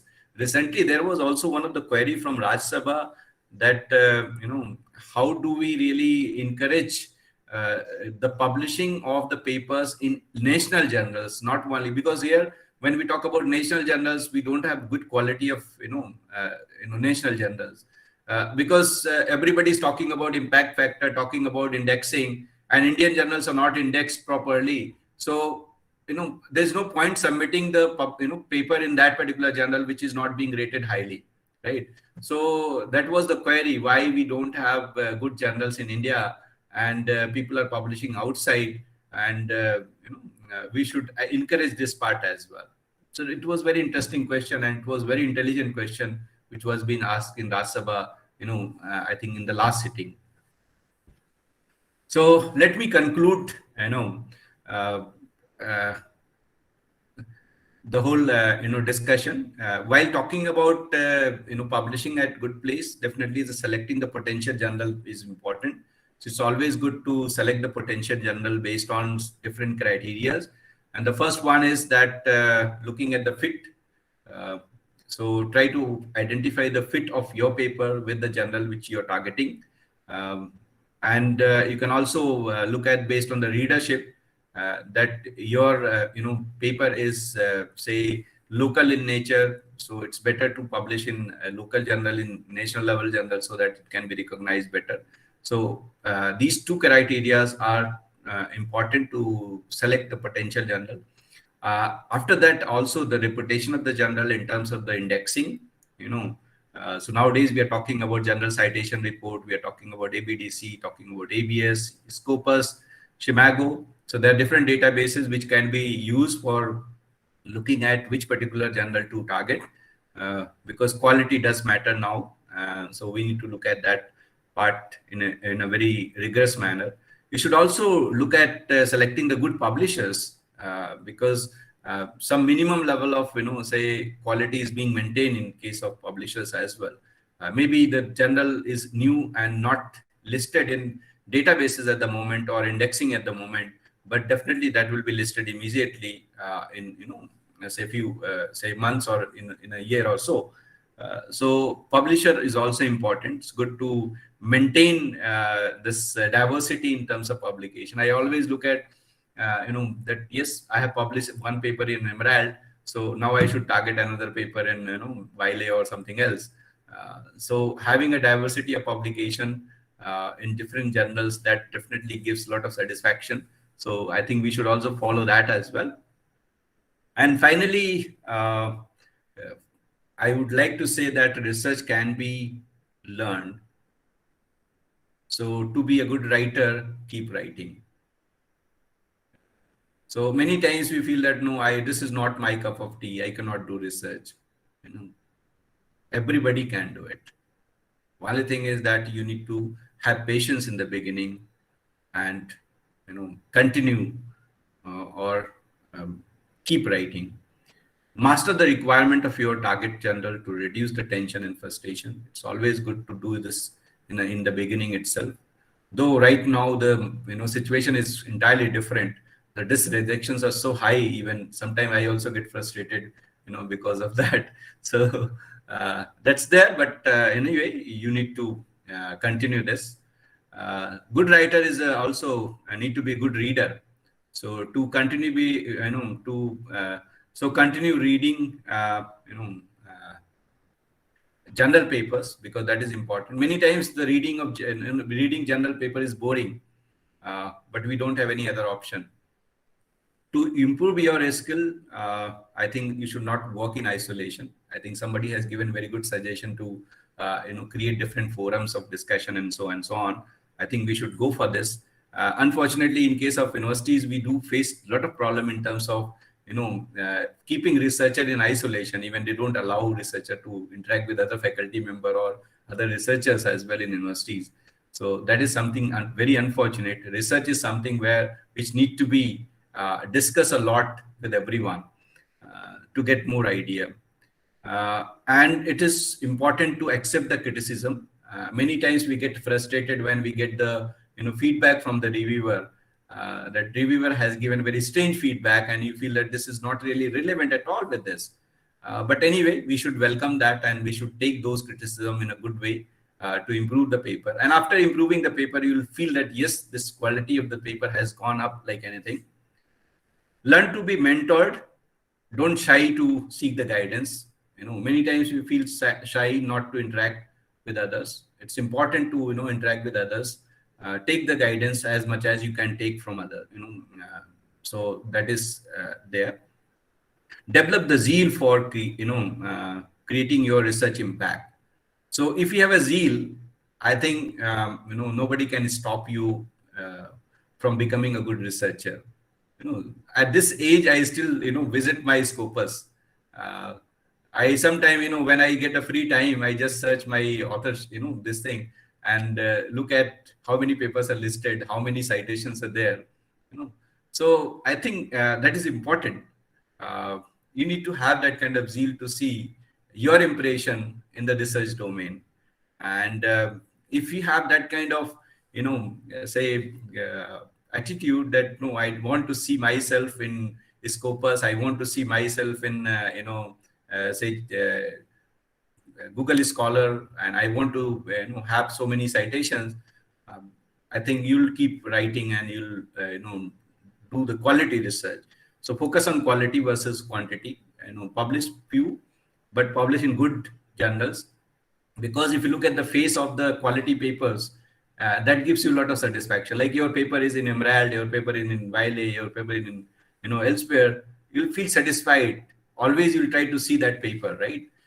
But if your paper has been published in something where which it's very bad, you will not feel like seeing that. So try to look at that part.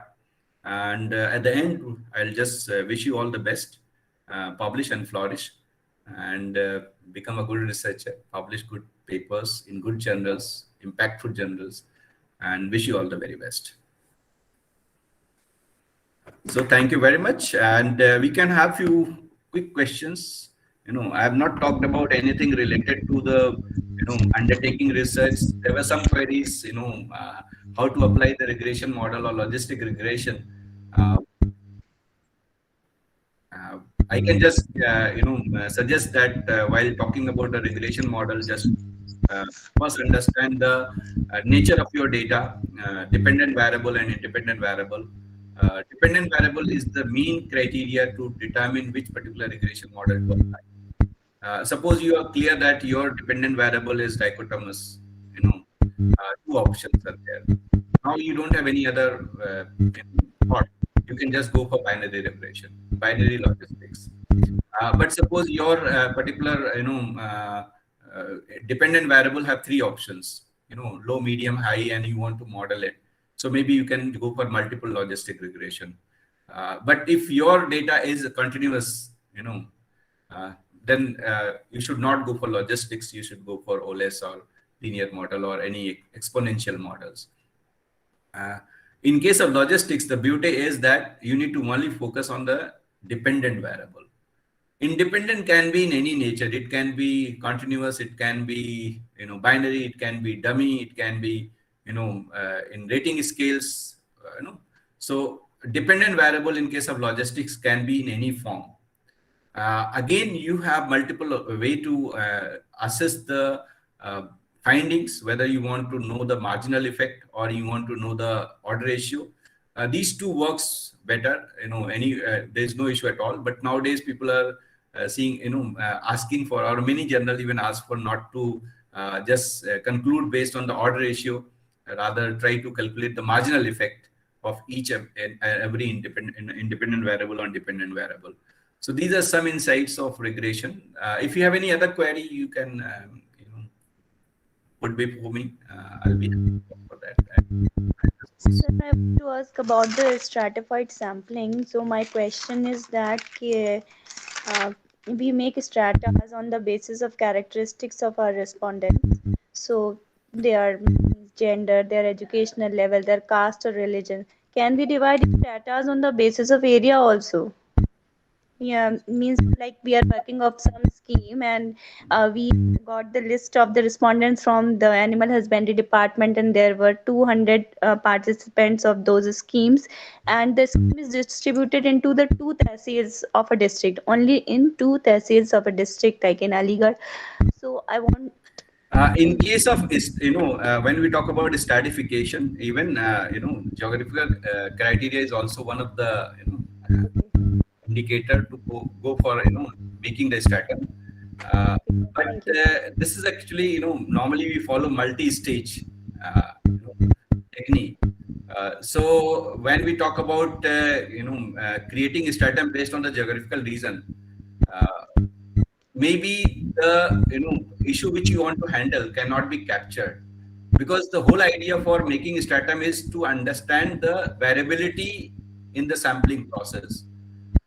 So say livestock and household of livestock.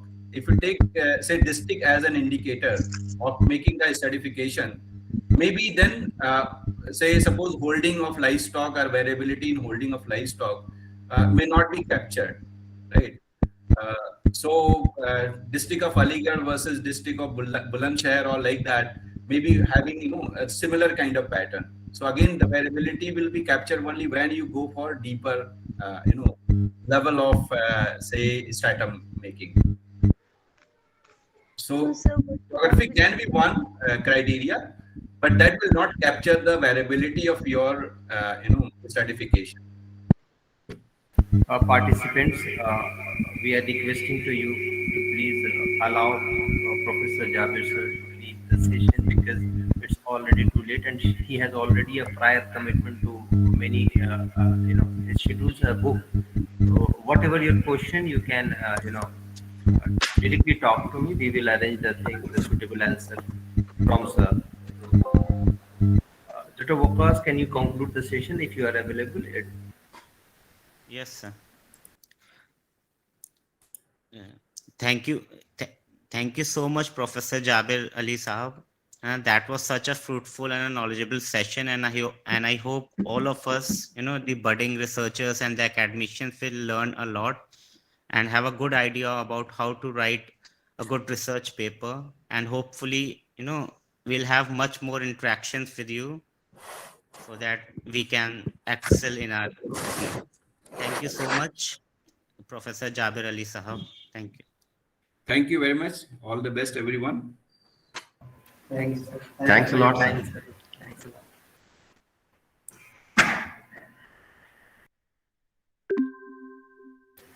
We are about to start the next session within 2 or 3 minutes. Please take a pause. Take a break.